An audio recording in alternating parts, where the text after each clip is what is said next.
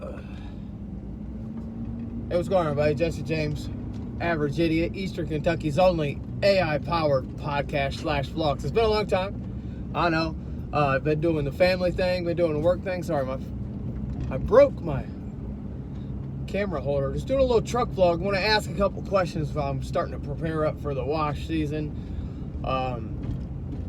Be getting my machine out, getting all that ready. But I'm about to order a downstream injector bypass. My question, and I'm going to touch on a couple little topics in this quick little truck talk vlog video.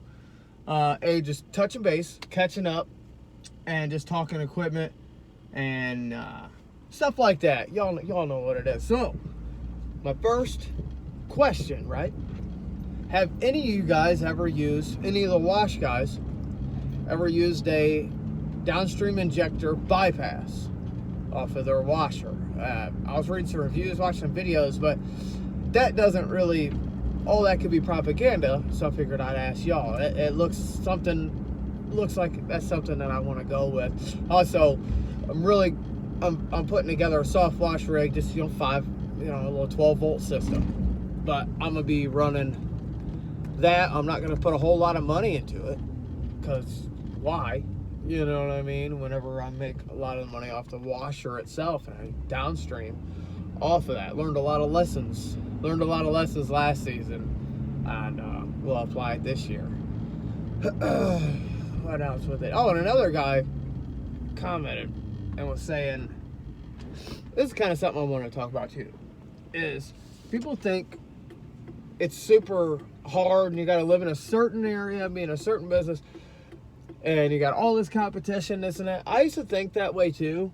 I've heard guys call it certain mindsets and stuff, and I guess that's correct. But you don't have to compete with all that. You don't have to put yourself through all that situation.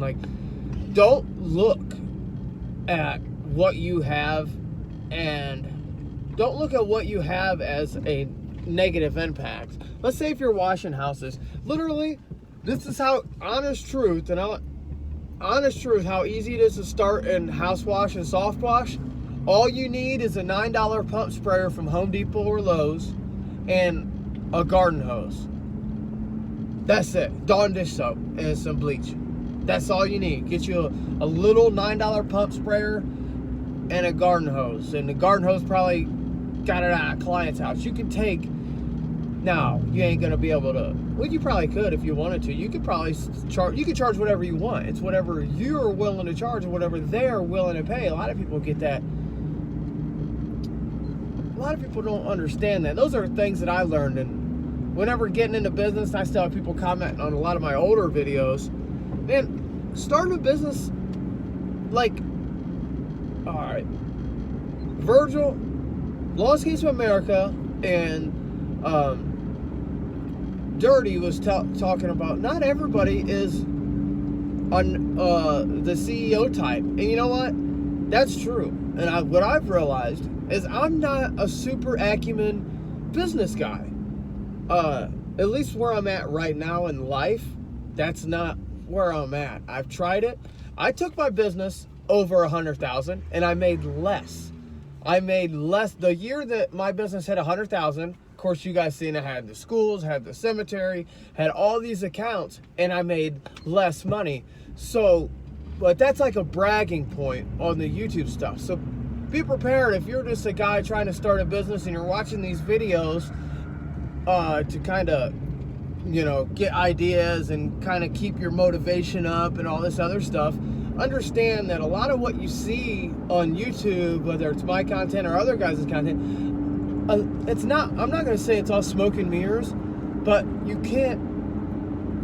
got to understand some of that's got a facade to it, right?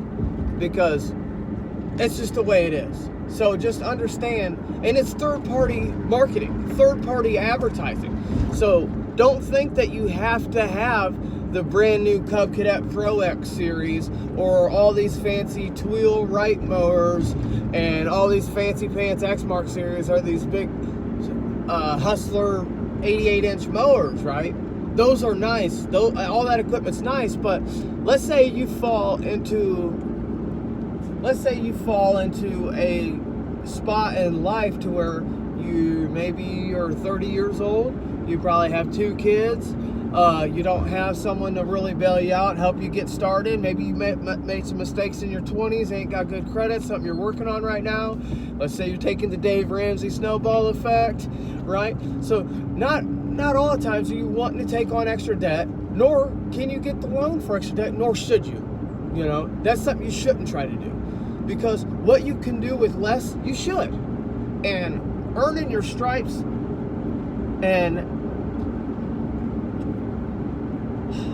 there's nothing wrong with getting good equipment, but understand, a lot of stuff you see on YouTube is just third market advertising. It's set up like it's not, but it really is. So the bare basics minimum, you can do a lot. And there's nothing wrong also with sticking with a factory job. There's nothing wrong with taking care of your family. Well, why do we all start our side hustles and our side businesses anyway? Is it to post on video $0 to $100,000 business success in 1 year? Blah, blah, blah. A lot of them guys, the media side's making more of their income. So like, but you can make unlimited money in the green industry or in the wash side of things. Mostly the wash is what I'm finding out. You can get in there with literally lower barrier to entry, less risk, cheaper insurance, and it's no comparison. Washing houses, concrete driveways, washing buses, I don't know, RVs, whatever, car detailing, literally lower barrier to entry, easier, faster, higher profit margins. It's a no-brainer. So if you're wanting to start a side hustle, let's say you work at a factory, you're making $20 an hour, you got 2 kids, you want to make a little extra money if you get weekends off. But if you don't get weekends off, hey, hear me out on this. If you have the opportunity to work Saturday and then Sunday on double time, or go out and start a business, like here, what's your end goal? Is your end goal just to make money? Then work the overtime. If your end goal is to build a successful business, so 10 years down the road, you can be self-reliant. You can be self-reliant versus, versus, working off someone else. Okay, but that's a little bit different, right? So how is that different? Let's say, I would still say, keep working that factory job, work as much overtime as you can, and just kind of sacrifice a little bit of your sleep and understand you're going to have to do certain jobs. Schedulings, I made a lot of mistakes. I would take on anything and everything, and those were big mistakes. So it doesn't matter where you live, where you're at, where you're from, or what equipment you have. You can get out there and do it. The thing is, don't quit your job and go full force into it. I made those mistakes, and I paid dearly for it. And so it's not always about 0 to 100,000 growing your lawn business. That's silly. And don't buy those books. Don't buy those.